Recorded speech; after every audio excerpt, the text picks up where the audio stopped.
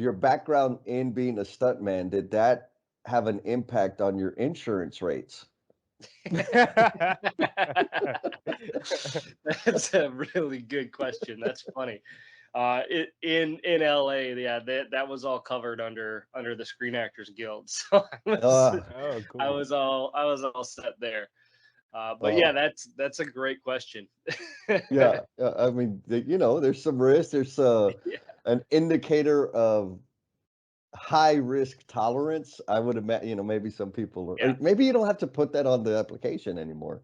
Uh, So going from being a stuntman, like straight up Hollywood, and going to the trades, what did that path look like?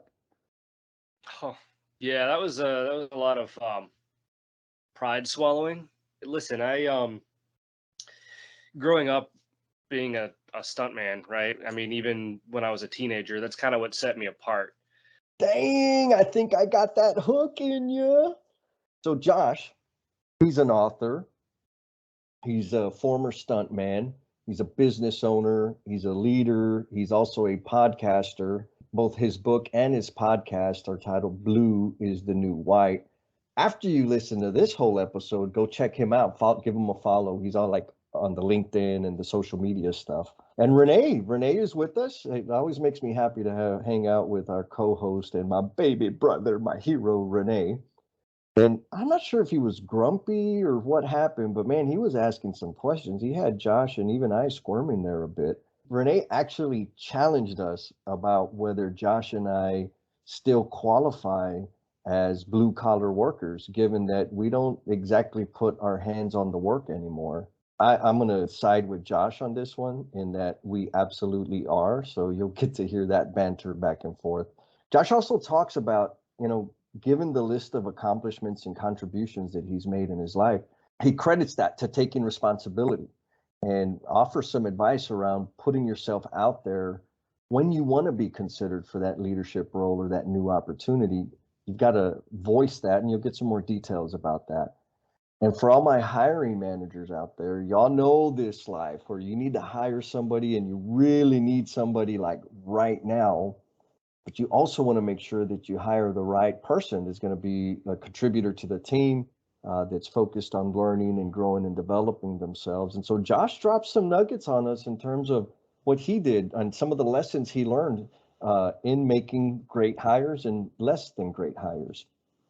We also got to give a shout out to our supporters out there. Shout out to Construction Ache Solutions. Mr. Adam Hoot signed up and he's now a patron on our patreons.com/learnings and missteps.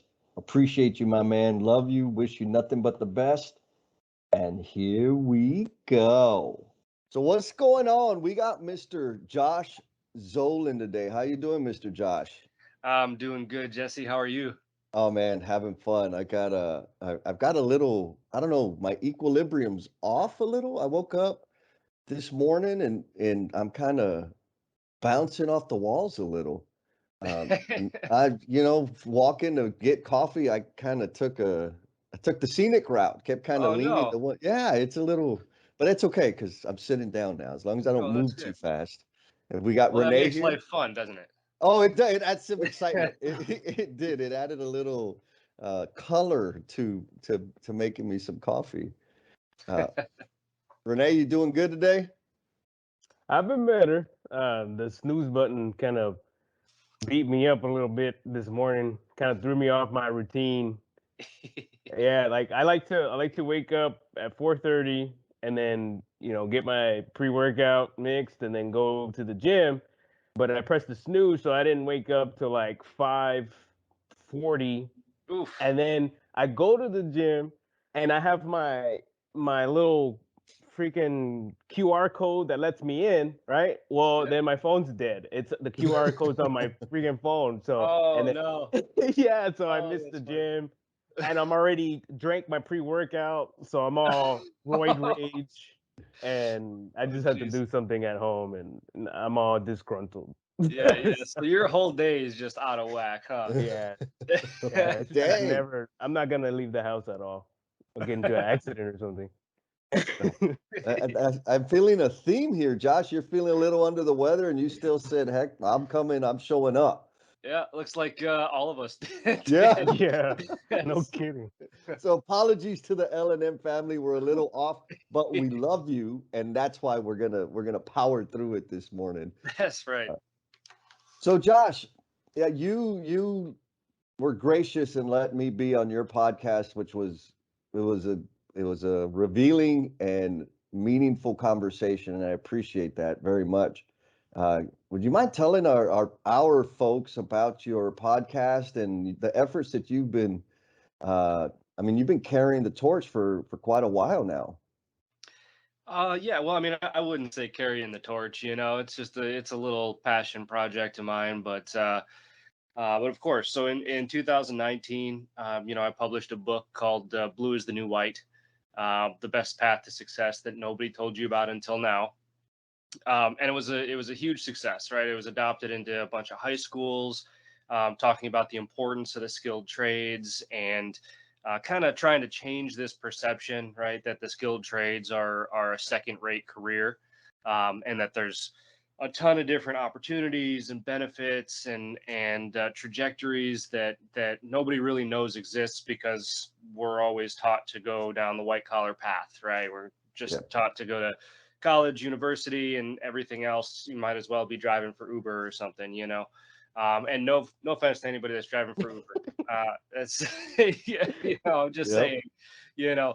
But so anyway, the response I got from the book was phenomenal. So I thought what I would do is spin off a podcast and talk to a lot of these people that I'm talking about, right, who have found success in the skilled trades.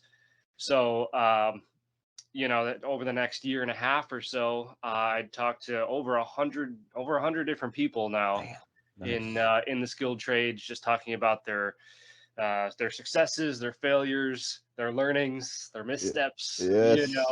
uh, but really just why it is that they love what they do. And I think it's an important narrative to push, when we're trying to set the nation's youth up for success.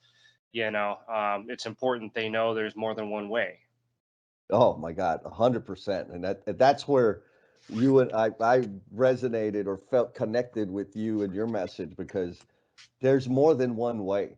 There are several ways. But there's one heavy message out there, and we need to band together and overcome that. I don't know if I told you this when you interviewed me on your show, but when Renee and I were brainstorming in the creative phase of the podcast, we're doing some research, and so I was looking for this type of, how many people are out there doing this type of conversation around careers in the industry, and yours was the only one I could find at the time. Yeah. And I was like, okay, I need to listen to it because I didn't want to mimic, like, copy, but I wanted to see, okay, what's the message? What's that sound like? And get a good, like, it was a frame of reference, right? Some Sure. guidance, and look for some other ones, but there's not a bunch of them. There are construction or trades related podcasts, but not necessarily interviewing people and talking about the career options out there specifically. Right. So I was like, oh man, I got to connect. And I don't know, through a string of events, you and I ended up connecting for me to be on your show. And then it was like, bro, you got to come on mine, pretty please. And now we're here, which is pretty darn awesome. So it was Blue is the New White. That's the name of the book and the Yep. podcast. Yes, sir. Awesome. So L&M family members, check them out. Share it with your youngsters out there. Give them a new perspective on the amazing things that are available out here in this industry, or in the trades. So, Josh, what else should the L&M family know about you? That's weird. You're gonna make me brag about myself? Come Yeah, on. man, come on, baby. I don't know. Well, one thing that people usually find interesting is before I was in the trades, I was a stuntman, right? Oh, So Oh, cool. yeah, so I kind of try to tie that into my story. Growing up, I grew up on a farm in Kenosha, Wisconsin, right, of all places, Yeah. and but my parents had converted that farm into a stunt school because my grandfather and my uncles and all that. Uh, they were kind of the pioneers in the stunt industry, right? My grandfather doubled for Charles Bronson, and he Nice. was, in a lot of the old television series like Danger Island, Banana Splits Hour. He was Chongo. It was it's kind of, that was the family business, right? Yeah. If you will. So before I got into the trades, like, I knew I wasn't going to go to college, right? Because I was going to be a stuntman, Yeah. you know. So yeah, after high school, I hightailed it out west and spent a couple of years in Hollywood, Wow. doing stunts for the big screen, and then moved to Arizona and started working on ovens. No, that's a leap. I just realized you're in Arizona, so it's 6 a.m. for you. 7. Oh, 7. Okay, so 1 hour. Okay. Well, Yeah, still, we that's don't still. change time. That's That's screws right. everybody up. Yeah, that's what It's it great for is. me. I love it. Stays even, you're good. Yeah. So on the stunt, how difficult was it for you to, or rather, your background in being a stuntman, did that have an impact on your insurance rates? That's a really good question. That's funny. In LA, yeah, that was all covered under the Screen Actors Guild, so Uh, Oh, I cool. was all set there. But yeah, oh, that's a great question. yeah. I mean, there's some risk. There's Yeah. an indicator of high risk tolerance. I would imagine, maybe some people, or maybe you don't have to put that on the application anymore. Uh, eh, that's a great story. So going from being a stunt man, like straight up Hollywood, and going to the trades, what did that path look like? Oh, yeah, that was a lot of pride swallowing, if you Okay. will. I listen. I growing up being a stuntman, right? I mean, even when I was a teenager, that's kind of what set me apart.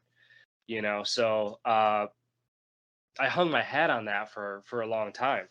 That was like, that's what made me cool, guys. Like, that Right, was that right. was my ego, right? It was, hey, I was the kid that could jump off buildings, roll cars, and light myself on fire. What can you do? You know what I mean? And so, that was me being young, but that carried into when I moved out west. And um, honestly, it wasn't me.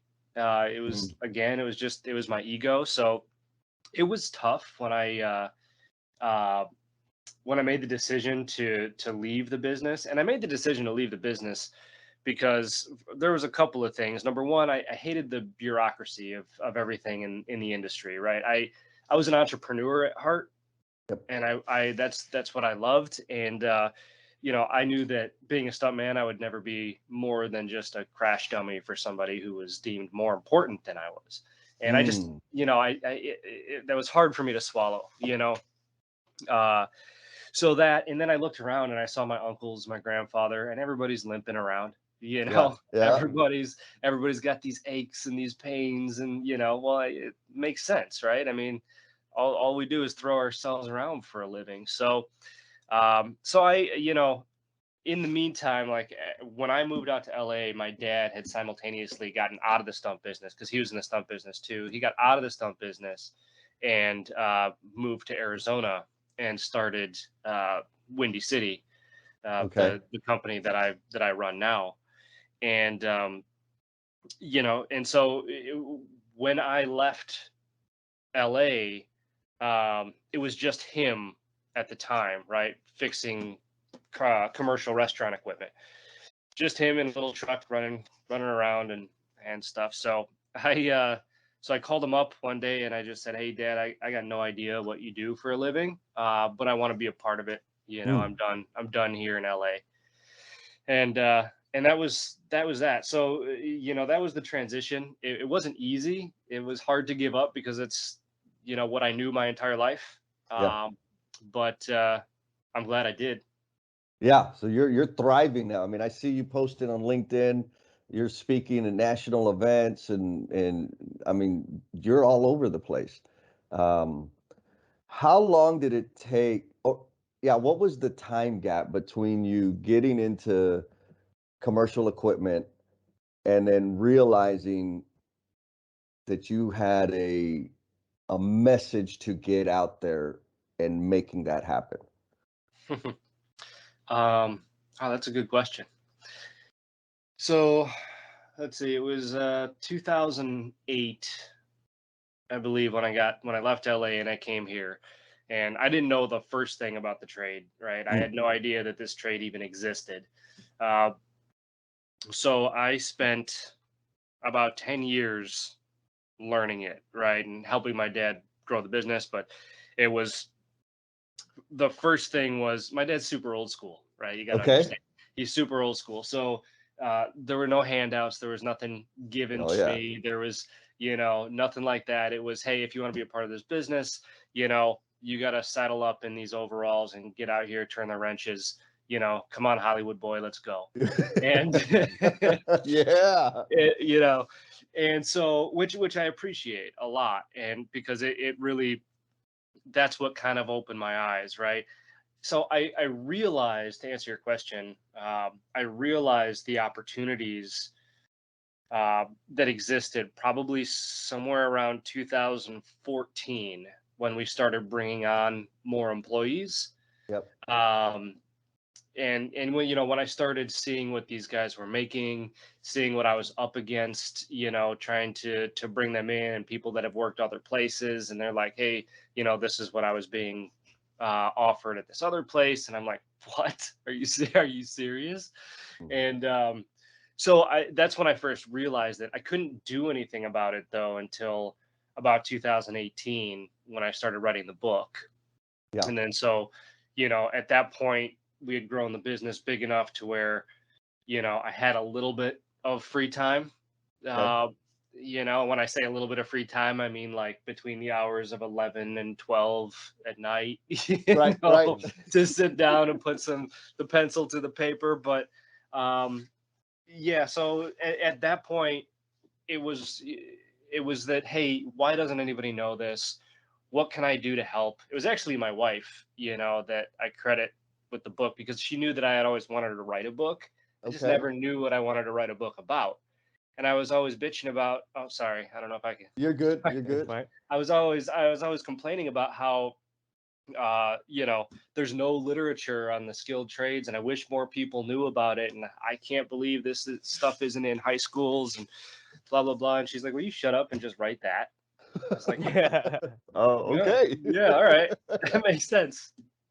So yeah, that's was that a answer to your question? I hope so. Yes, yes, Okay, good. it kind of paints the picture of what it's how you got there. You saw a gap, um, and were frustrated by it, driven by the real experience of trying to get people in and how few there were. And here's the magical thing, Renee, take notes. Like there's a lot of things that bug us and that we'll complain and piss and moan about, but if you don't take action upon it, it's gonna stay the same. Yeah. And complaining and worrying are like sitting in a rocking chair, and going as fast as you can.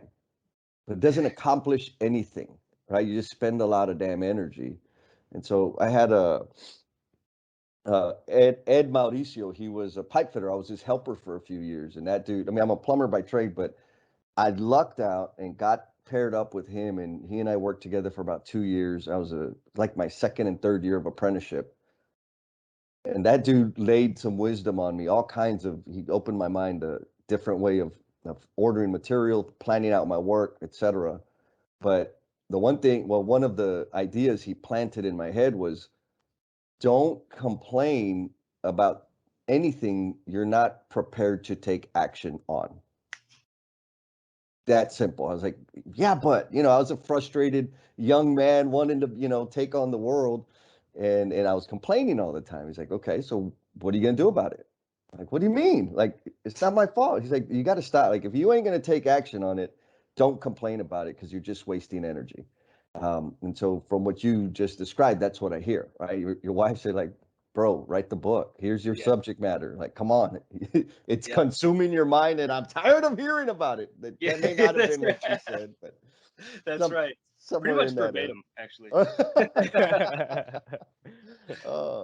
Now, in your years coming into the trade, building a business, interviewing over 100 people, what themes are there? Any themes or similarities you've seen or heard from the various conversations and stories that you've been and part of?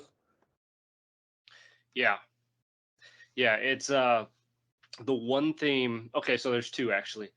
So the two things that are common amongst almost everybody that I've talked to is, number one, they don't do it for the money, and number two, it's always in one way, shape, or form. Um, the biggest reward that they get is helping people. Which I thought was interesting. There's been a couple of outliers. Some people have been like, yeah, I love the money. Money's great. Right. Which it is, and that's good. But most people that I've talked to, they go beyond the money, right? They all say the same thing. Money is a great catalyst. Money is necessary, to provide security to your family and this and that. But at the end of the day, this is what I define success as, and it's not money. So I think that's great. I think that's telling. And I've talked to a lot of different people, young and old, and that narrative is constant. So it's very interesting. And then the helping people, right? I think that's a great testament to just the skilled trades in itself, and what they're designed to do. And that's what I talk about, right? I mean, you look out your window and you can't throw a rock without hitting something that was a result of the skilled trades. And at the end of the day, all that is to help people. I just said in a talk I gave for an organization last week that if we want to start attracting more people into the industry, we need to start talking about the skilled trades in a different light, right? We don't build roads, we connect cities. You know what I'm saying? We this my sickness is going to cloud my head here, but we don't fix AC, we keep people comfortable, right? And we have to change the way that we look at it. But at the end of the day, it's all about helping people, connecting people, and that's the common narrative that I see. There's you're familiar with the hierarchy of needs? Yeah. So security is at the bottom, Mm-hmm. and then self-actualization's at the top. I don't know all the stuff in the middle, but I know that. And I think there's something there, right? Like, in our industry, in the trades, financially, you're gonna make some money, right? Like, if Renee would have stayed in the job that we connected him with early on as a sheet metal apprentice, he'd be making a lot more money right now today. But he had some learnings and missteps to go through. And he probably wouldn't hit that snooze button either, huh, bud? Right. Got him. So you come into the trades, make a generous living, right? The compensation in the trades, it's not pennies, it's real money. And so now you have this income that helps you establish the security, which is a direct line to self-actualization. And I think you're a perfect example of that, the self-actualization, or a point now you're out there sharing your knowledge and your wisdom, and getting people to calibrate their thinking around the careers and the opportunities in our industry. And the theme that you picked up on with all the people that you've talked to is, yeah, the money's good, but I get to help people. And we, I think, as humans, it's going to be difficult to be even thinking about anybody else until our fundamental needs are taken care of. And the trades help that happen. Now, if this is me, I'm the case study in this comment. This next comment is, it's very easy to spend that money on stuff that's not healthy. Yeah. Right? I did that for a long time. It took me a couple of rounds to say, wait a minute, like, where did all my money go? Like, oh, I drank it all. So it took me a while to mature and get that under control. But once I did that, started, putting money away and making smart moves with my money, it led me down a path to start seeing other things and dive deeper into helping people. 100%.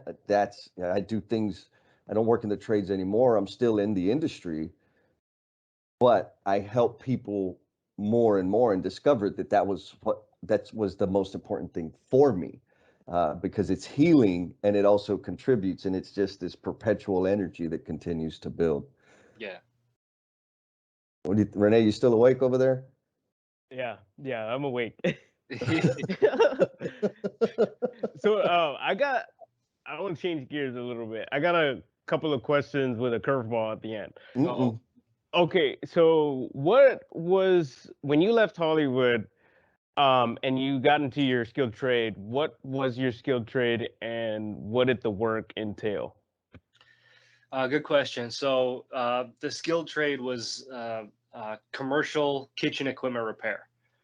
So ovens, fryers, stoves, all we did was hot side equipment, right? It was just me and my dad.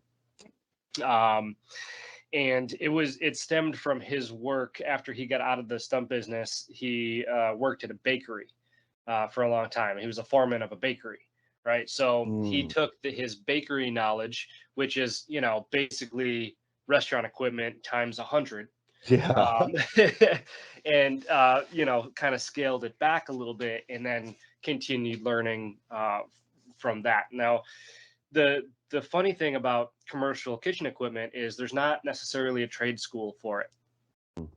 So you have to either learn it yourself, or you have to have you have to do an apprenticeship or something of that nature.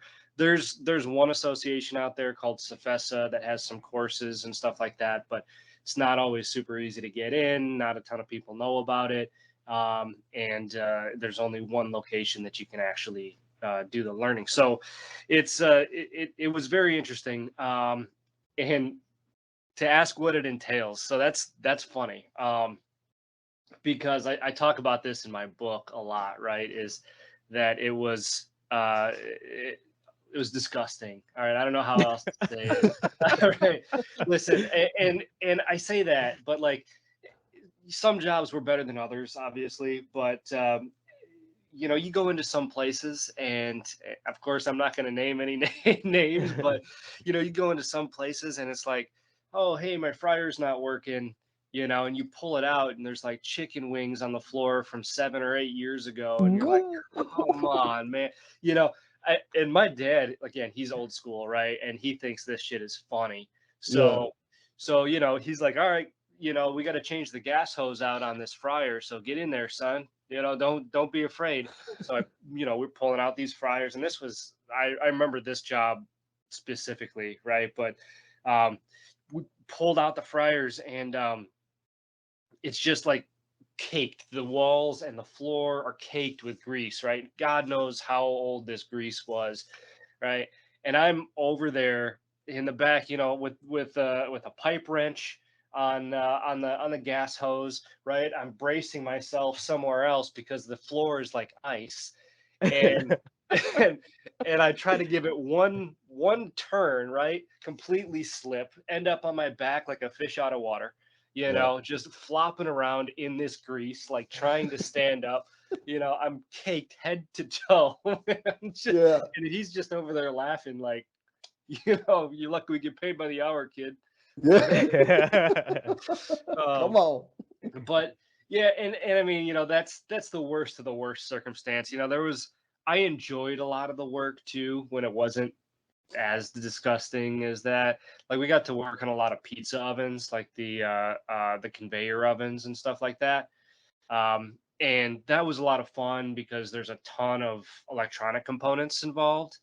So you got solenoid valves, you got controllers, you've got modulating valves, you got ignition modules, and all, and trying to figure out and learn how all this stuff communicates with one another in order to create this combustion and in this oven and regulate temperature.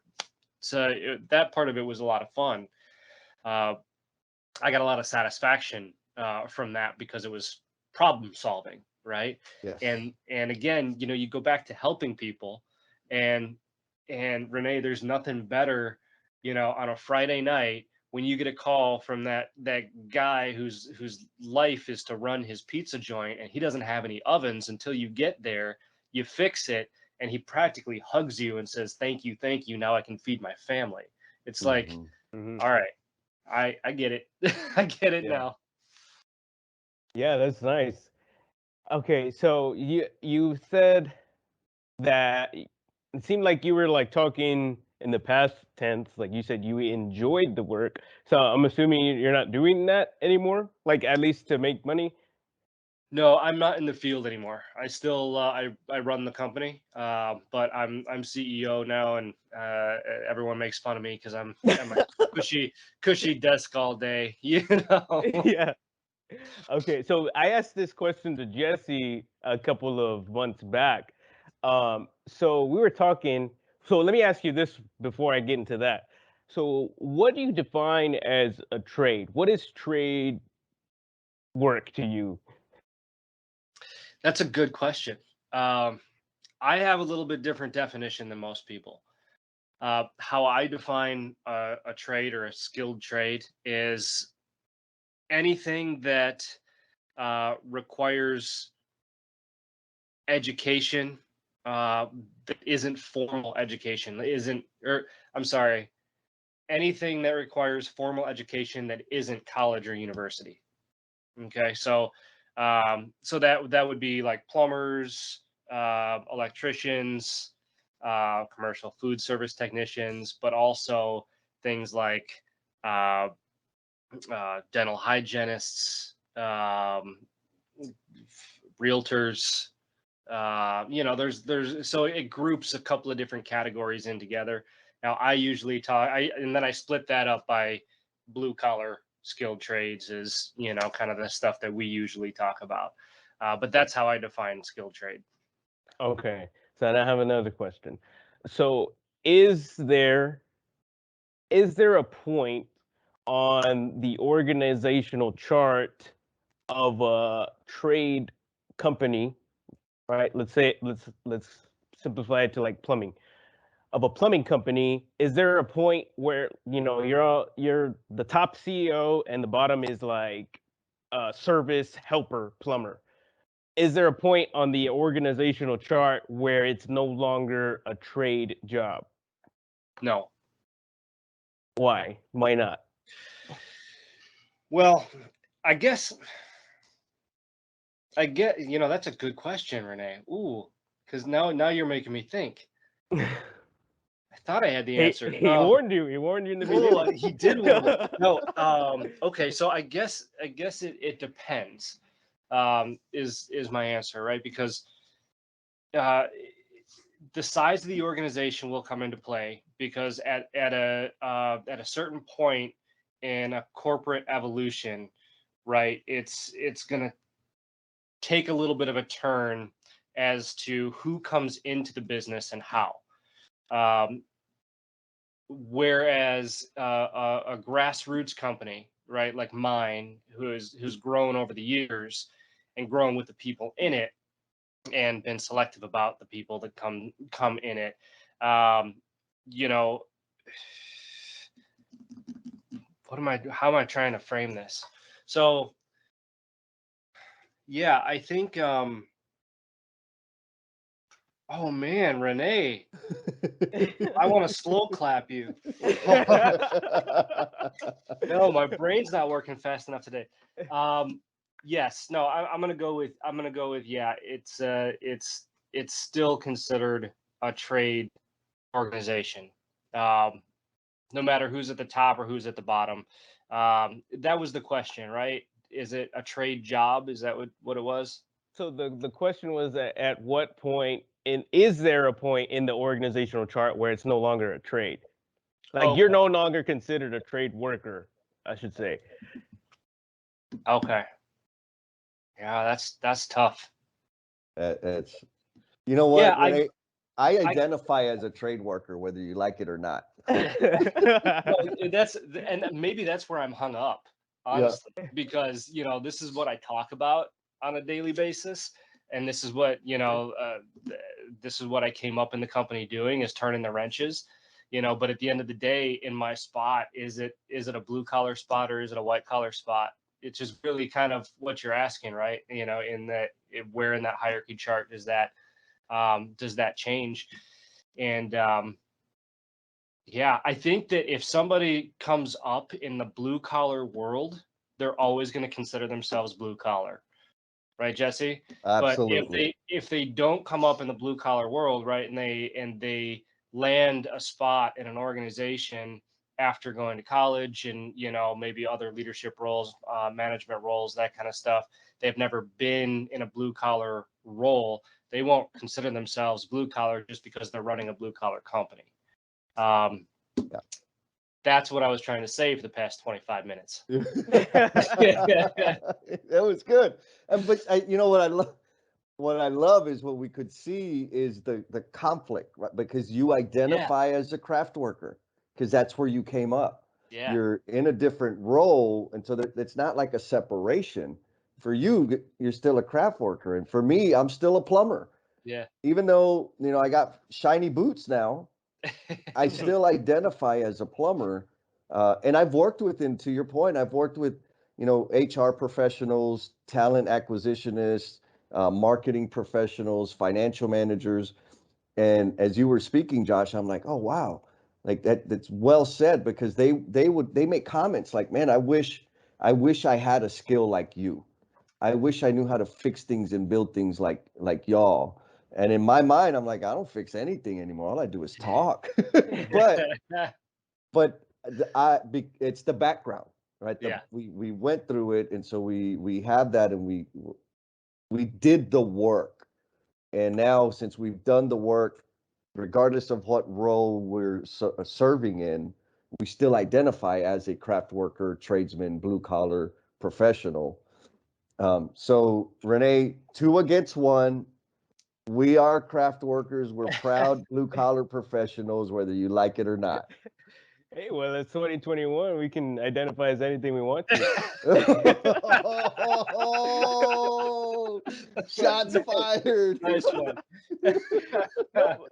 But okay, so let me give you where this question kind of cooked up in my head, and it's been cooking up for a while now. So I'm in the field, right? And I'm for sure I question myself, because I started off in my water company as a helper, doing the repairs, digging the trenches, getting muddy, sweaty, and whatever, right? And now I very rarely have to do that. And I'm just the guy that kind of shows up on site first. I'm the first responder for water and sewer emergencies for my water utility company here in San Antonio. That's what I do. So I basically I'm like the quarterback. I just find out what's going on and I pass it on to the correct crew or correct department in our water company. That's it. I don't have to ever do repairs unless it's super minor and quick and I can just do it myself. And even then, I don't even have to. Nobody's expecting me to repair anything. I just do it because I've been there, and if I can take that job away from somebody else so they can work on something else more important, I'll do it, right? But nobody's even expecting me to do that. So I'm in this space and I'm like, man, one more promotion up and now I'm completely out of the work. I'm like, am I even a worker, like a blue collar worker? Can I consider myself even a blue collar worker anymore? I'm barely that now, just because I get my boots muddy once a week. Does that qualify me? So I've been thinking about that And on top of that, I'm watching people, good, hard charging workers get really disgruntled and demotivated because they feel like they're getting passed up in certain promotions or are being led by people that had never seen the field in ever, right? So it's like I I mean, all of us here in this chat know the value of coming up from the helper side to where we're at now. We know that value. And for whatever reason, we didn't get disgruntled and throw in the towel. But I'm watching people that are good workers who would make awesome leaders in the future if they just stick it out, because they're watching people like getting, X, Y, and Z degree, and they're now our director, and they've never seen the field, or they're now our superintendent, even as low as superintendent. They've never seen our work at all, and they're calling the shots, right? So it's like, and then these guys are like, for what? Like, why even try? Why even try hard? Why even work consistently? Why not just do the bare minimum now? Because I'm gonna get passed up anyway. That's what I hear all the time, and I'm having a really difficult time convincing them, that hey, just keep sticking it out, because they keep seeing this, and I'm having a hard time, um, I don't know what's the word to use, but just, I guess, soothing them. Other than it's the right thing, it's the moral thing to do, just to not quit. But it's tough. It's a tough pill to swallow. Like, and I'll give you one more example. Recently, we, without getting too technical, uh, our job, we have a team of like 17 guys. We all take the calls for water and sewer emergencies.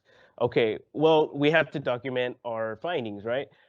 And we document it and we send it off on this app we have, and data clerks come out behind us. They get what they need to get, and they kind of do the finishing touches, and then they send it off, and now it's like final. Our documents are final, they're finalized, and they're all good to go. Well, for whatever reason, this is what has been communicated to us, is these data clerks don't want to do that anymore. They don't want to do that anymore. They don't want to finalize our work. So they decided they're just not going to do it. And so now we have to do it, which is fine with me. I think, sure. I mean, my pride tells me I'll do your job and my job, and I'm not going to complain about it, and I'm going to get more glory for it too. So whatever, you don't want to give me a raise, I don't care. I'm going to be the only one not crying. So whatever, right? That's going to be good on me. But a lot of other people are really, really upset about that. And, it's hard to calm that if they don't have that drive already, to like say, fine, I will do it. I'll do your job and my job. A lot of people don't have that, and they're considering leaving. They're considering, just turning into people that just do the bare minimum when they were otherwise great workers. You know what I'm saying? So what do we tell these people? Oh, that's that's heavy. We see it here too, right? I mean, in this industry, kind of on the same wavelength of that, like service managers, for instance. I have a lot of people come into my organization because the organization that they were previously with, oh, they hired a service manager that's never turned a wrench before. He's straight out of college, and he's never turned a wrench. And I just don't respect that, because at the end of the day, that's what they're saying, right? Is that it's a respect thing.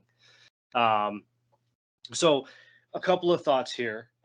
Number one, I'm a huge personal responsibility guy, right? So you can't convince me ever that it's okay to throw in the towel, or to point the finger, or to place the blame. I mean, you won't do it, and that goes for both sides, right? And when I say that, I mean, if these guys are coming in to your organization, for instance, and they don't have field experience, Let me ask you this: are they spending any time with those in the field? Are they making an effort to earn that respect, or are they coming in thinking that it's just owed to them? I wouldn't go as far as say they think it's owed to them, but I personally never seen these people in the field or at all. I've just never even seen them at all ever. Like I've just Okay. never seen them. So that's number one, right? And again, a lot of this stuff is stuff that we're not going to have control over. Mhm. I'm just spitballing, but so I would say that, that's number one. Number two, the personal responsibility on the side of the guys that you're talking about is, I mean, look, I'm not trying to, like, blow smoke up your dress or anything, Renee, but it's like they got to act more like you. I mean, they just got to bite the bullet, and they got to understand this is a pride thing, right? And you were hired to do a job, and you need to do that job 110%. And you know what? If you are interested in moving up, moving on, you've got to do anything and everything possible to enable that. And I don't know what they are or they're not doing, but I do know that, for instance, when I started learning this trade, and learning from my dad, he wasn't paying me shit, right? So I was I was making peanuts, and so I was delivering pizzas at night. I would get up at 5 o'clock, 4:30, 5 o'clock in the morning. I would run service until about 6 o'clock at night. I would go deliver pizzas from 8 o'clock to midnight, and then I'd get up and do the same thing again the next day. I did that for years, right? But what I also did, though, is, I whenever I would have to replace one of these parts, say in a fryer, or an oven, or stove, or whatever, if I ever had the opportunity, I would take one of those parts and I would bring it home, and I would take it apart on the living room floor, to the dismay of my wife. She hated it. Obviously, the dogs would start licking the grease off the valves. It was terrible. But look, in order for me to succeed, and it's a little bit different circumstance, right? But in order for me to succeed, I knew I needed all the knowledge that I could possibly gain, even above, what my dad could provide me. And this, so that was just one example, but it's that personal responsibility to go above and beyond, take that next step, really, take that craft, let people know where you want to be, and do everything possible to get there. And if you're still passed up, again, you know, got to go back to Stoic philosophy on this, right? Is that, you can't worry about the things that you can't control, but you have to realize the things that you can. And, so I think that, for better or worse, these situations are always going to exist, and especially in the skilled trades industries. And it's something that we've got to navigate, because look, at the end of the day, there are positions that demand different skill sets, right? And because I had to come to terms with this for a while too. All my service managers have turned wrenches in the field. But you know why? It's because that's my values. That's my philosophy, right? But could my organization run with service managers that have never turned wrenches in the field but have exceptional leadership skills? Absolutely. They absolutely could, you know, but it's a different set of values. So one's not necessarily right or wrong. It's just about how it's executed. Does that make sense? That makes perfect sense. And that's like my only comeback that I've had so far, but it seems to fall flat. But I tell people it's like, okay, well, if you don't like that, if you don't like that people are getting passed up over some college boy dude as who's never got money in his life, well then you need to play the game as hard as you can to get in the position where you're on the hiring panel, where you say like, no, I mean, I'm gonna pick Joe Schmo that's been here for 15 years and knows everything. That's your values. And then you need to be in the position, you need to get yourself in the position in the organization to be the guy that hires people. That's what you got to Yes. do. If you don't like it, you got to get there, play the game, suck it up, and that's it. but you know, I'm having a hard time communicating that, I guess. Yeah. Well, and you Sounds also to- can't wait to be picked either, right? You have to get out there and you got to show them that that's what you want, you know. And I'm not talking about just, you know, meekly saying, hey, pick me, pick me. I mean, you got to get in somebody's face respectfully, right? And Right. say, listen, I can do this. Consider me for this position. You know, I mean, that's see that kind of stuff. I relate back to my stunt industry days, right? Because I'd be out at 3 a.m. hustling sets, trying to meet stunt coordinators and say, hey, we've never met before, but I can do this. Here's my headshot. Call me, you know, and Yeah. it's like that's what you got to do. You got to put yourself out there and let it be known that hey, you can do this and you want to.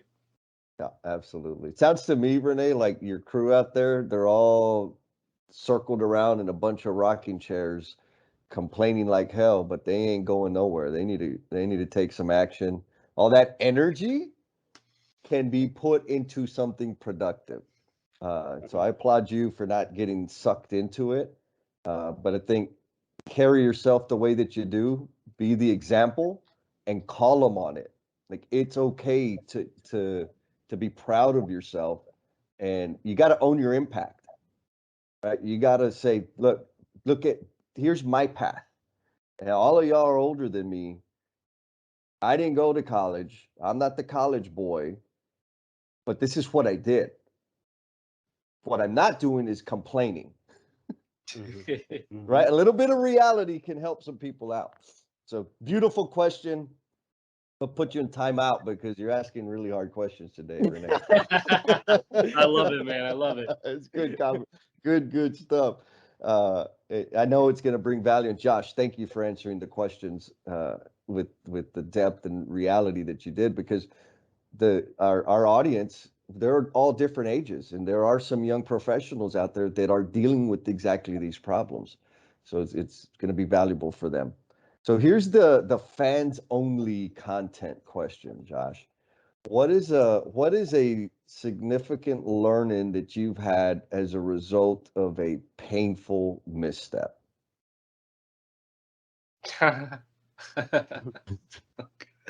Oh God.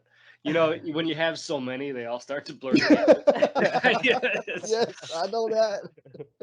Oh, you know, it's really hard to say. I guess one that stands out, like I said, I mean, as when you grow a business. It's me again, the party crasher.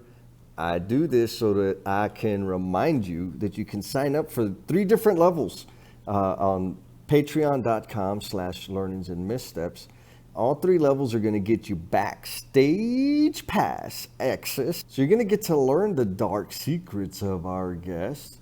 And more importantly, you're going to help us stay commercial free. So appreciate y'all's patience, and here we go. So we got to be responsible to your point, Josh, and what we want for people, we're not them. Right. We're not them, and we got to respect that. Oh man, beautiful stuff. Hard lessons out there. You've had a lot of impact, Josh, in the industry. You're out there influencing people. How comfortable are you with identifying as an influencer? Kind of question is that, Jesse? Jeez. You know, it's a funny question because I just had this conversation with somebody not long ago. I would say that I want to try to find another word for it, right? Okay. Because I'm not your typical influencer, right? I don't have millions of followers, right? And I don't, that's not me.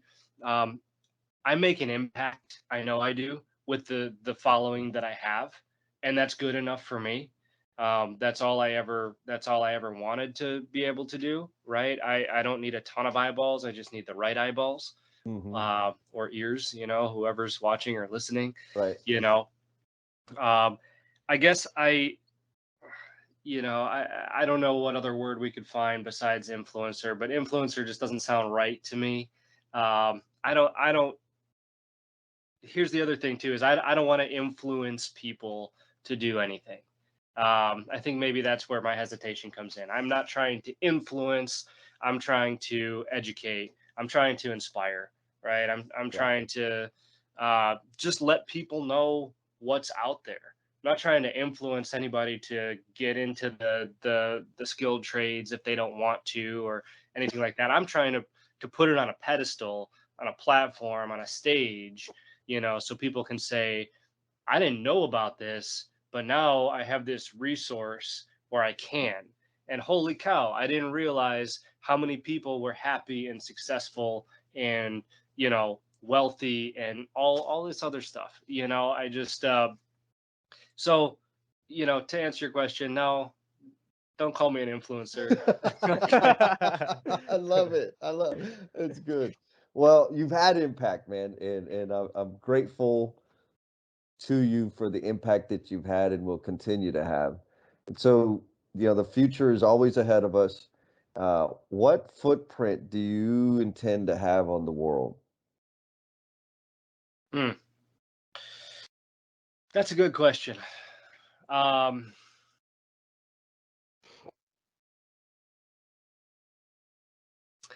just,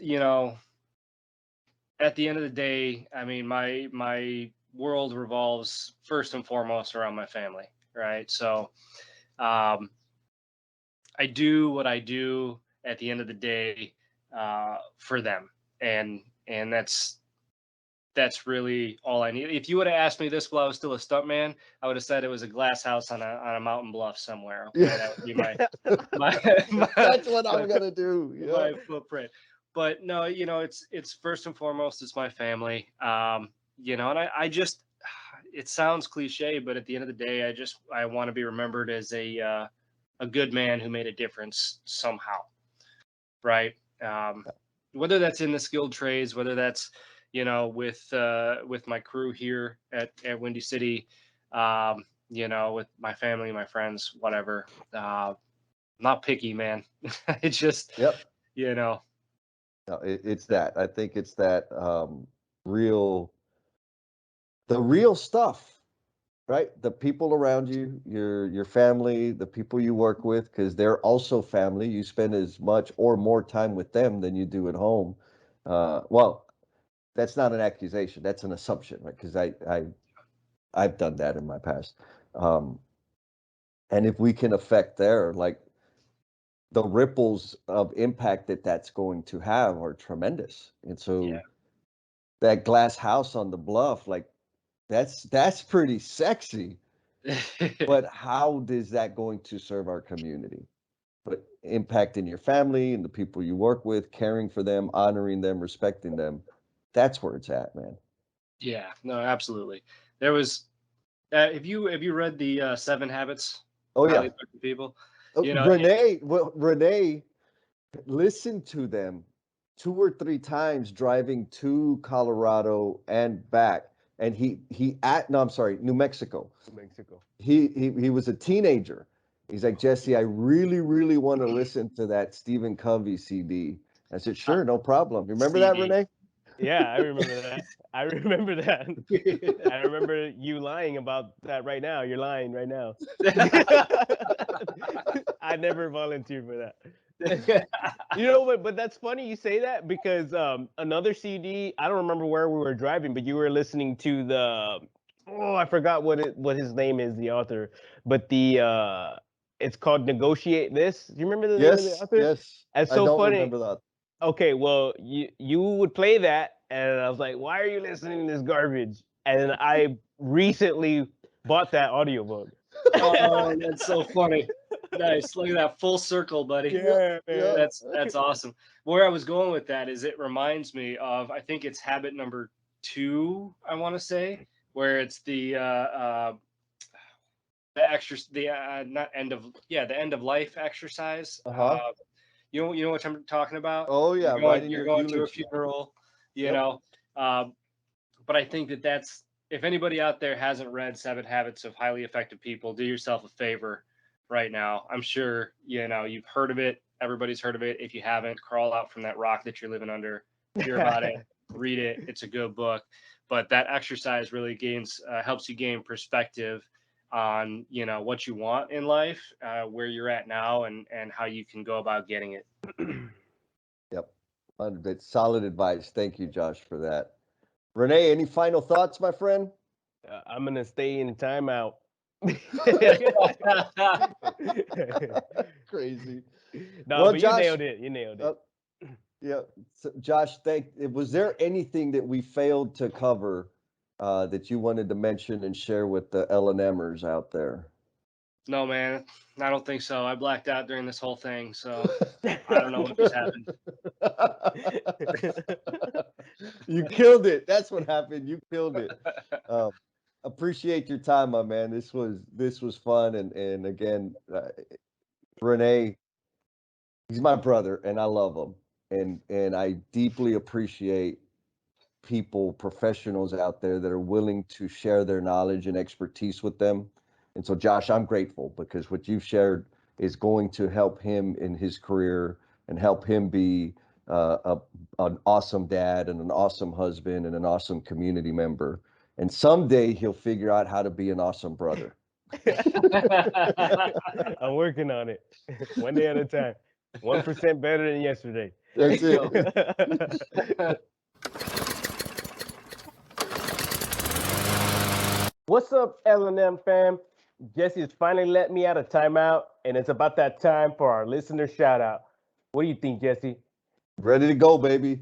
So our listener shout out goes to Miss Emily Pike. She sent us a message and said, "Thanks for connecting. I love the podcast. I love listening to and reading about other people's stories and their journey and experiences through the trades. Keep up the amazing work." We got that message through LinkedIn. So Emily, appreciate that you're listening and really love the feedback. It helps motivate us.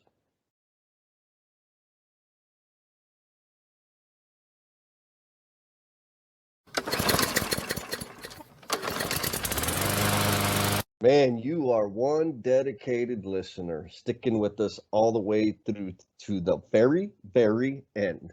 Please know that this podcast dies without you, and we invite you to share how the episode's impacting you, along with your thoughts, questions, and suggestions. You've been gracious with your time, so we added social media links in the show notes to make it super easy for you to connect with us. Be kind to yourself, stay cool, and we'll talk at you next time.